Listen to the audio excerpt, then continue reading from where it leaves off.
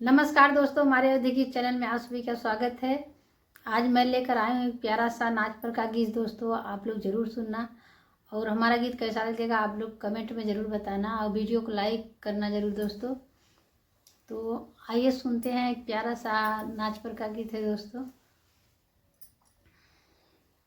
अरे नहीं मिलल ससुरवा हमारे मन का, नहीं मिलल ससुरवा हमारे मन का, नहीं मिलल ससुरवा। हमरे ससुर जी के ऊंची बखरिया, हमरे ससुर जी के ऊंची बखरिया, ऊंची बखरिया हो ऊंची बखरिया, ऊंची बखरिया हो ऊंची बखरिया। अरे नहीं लागल खिड़किया हमारे मन का, नहीं मिलल ससुरवा हमारे मन का, नहीं मिलल ससुरवा हमारे मन का, नहीं मिलल ससुरवा। हमरे जेठ जी के चार बहिनिया, हमरे जेठ जी के चार बहिनिया, चार बहिनिया हो चार बहिनिया।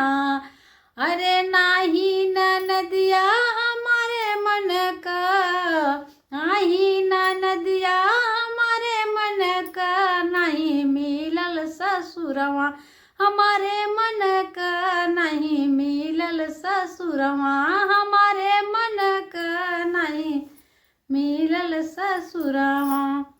हमरे पिया जी के एक ससुररिया, हमरे पिया जी का एक ससुररिया, एक ससुररिया हो एक ससुररिया।